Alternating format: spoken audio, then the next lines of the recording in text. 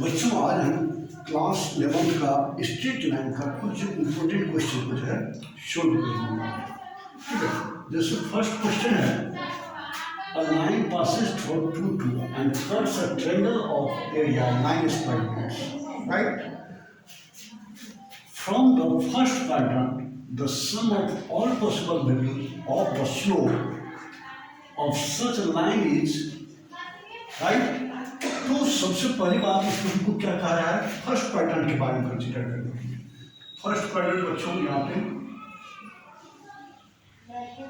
This is the origin are 0 0 and this is the another line, right?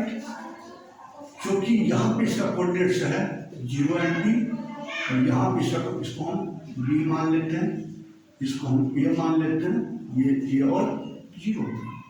अब कह रहा है कोई भी पॉइंट्स 2 और 2, कहीं भी 2 और 2 तो आएगा ही, ठीक है। सपोज दैट 2 और 2 ये जो है आपका c हो गया।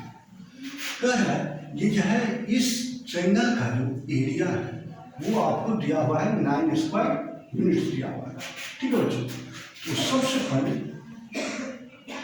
सॉल्यूशन के लिए हम क्या करेंगे बच्चों, इसमें area of triangle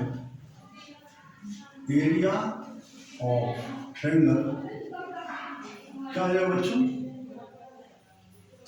area of triangle है हाफ इंटू बेस। तो हम जानते हैं बच्चों ये डिस्टेंस कितना हो जाएगा आपका, ये आपका ए हो जाएगा, यहाँ से लेकर यहाँ तक ए डिस्टेंस हो जाएगा, और यहाँ से यहाँ तक ये बी डिस्टेंस हो जाएगा, राइट। तो एरिया ऑफ ट्रायंगल क्या होता है, बेस इंटू हाइट होता है, ए इंटू बी हो जाएगा। ये आपका 9 स्क्वायर यूनिट दिया हुआ है, इसीलिए हमारा ए बी कितना हो जाएगा बच्चों, ए बी हो जाएगा ये 9 टू द 18। अब चाहे तो हम यहाँ से बी का वैल्यू निकाल लेते हैं, 15 ये हो जाएगा, ठीक है बच्चों। एक ये मेरा इक्वेशन आ गया। अब सेकेंड कंडीशन कहता है कि ये जो लाइन है इसमें हमारा ये 3 पॉइंट्स है, इससे डबल स्लोप निकलेगा, ठीक है बच्चों।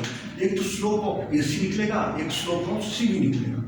दोनों स्लोप क्या होगा मेरा इक्वल आएगा, क्योंकि सेम लाइन पर ये 3 पॉइंट स्लाइड कर रहा है। तो यहाँ पर क्या आएगा, स्लोप ऑफ के जब हम एम यूज कर लेते हैं बच्चों, एम जो होता है वो स्लोप को इंडिकेट करता है। M A C, slope of A C equal to slope of C B, ठीक है बच्चों।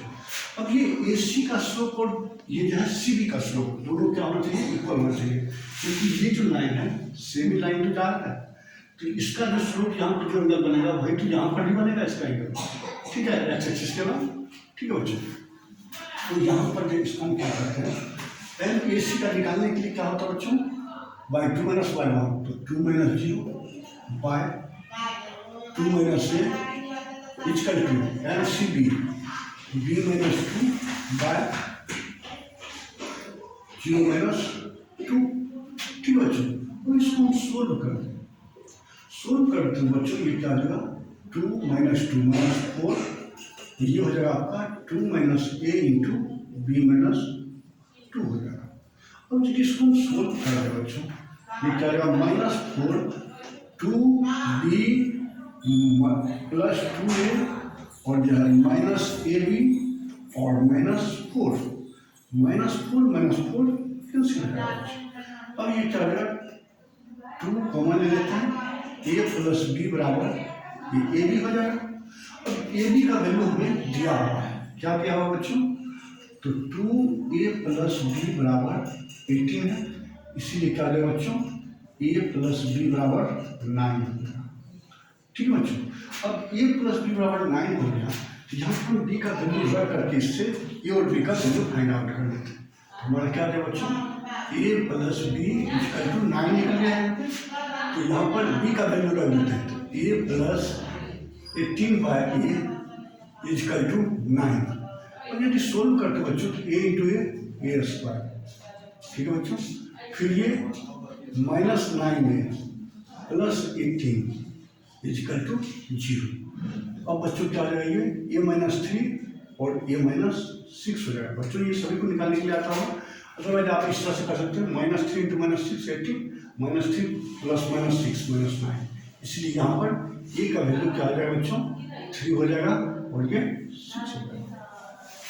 अब बच्चों ए का वैल्यू यदि 3 है, यहाँ पर थोड़ा सा इसको ढंग से लिखते हैं बच्चों।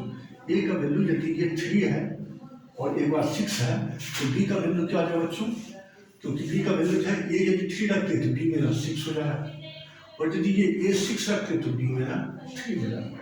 अब जो है इसका कोऑर्डिनेट्स बच्चों मेरा क्या क्या हो सकता है, एक तो कोऑर्डिनेट्स ए जो होगा यहाँ पर ये क्या हो सकता है बच्चों, ए की जगह हम यदि 3 रखते हैं 3 0 और ये 6 है तो ये क्या जाएगा बी हो जाएगा मेरा ये 0 6 हो जाएगा। अब ए का वैल्यू बच्चों यहाँ पे यदि हम 6 लेते हैं तो 6 0 तो बी वैल्यू 0 3 हो जाएगा।